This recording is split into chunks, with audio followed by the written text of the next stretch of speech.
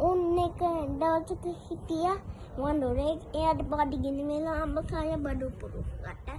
දොරගංගේ කිඹුලෙක් හිටියා.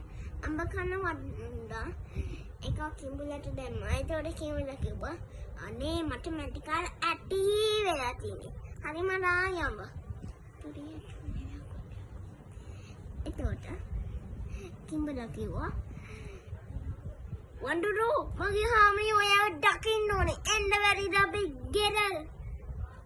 පීතුරු කිඹුලෝ අර වතුරේ හරි සිතා ඊට මම වතුරට බයයි. එතකොට යායා වඳුරෝ ඔයා වතුරේ දාන්න අඹ ඇටිතරන් රසනම් ඔයාගේ හදවත මොනරාද? මම ආවේ ඔයාගේ හදවත ගිලිනවා. දැන් කොහොමද මේ මාරුගෙන් බැරිනේ? ඇයි ඒක කලින් නොකියුවේ?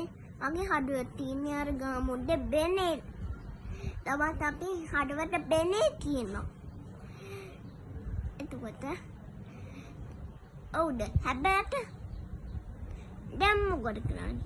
දැන් කරන්න තියෙන්නේ මම අරන් යන්න ගාමුඩ බෙනේට මම හදවත අරන් ඔයාට දෙන්න.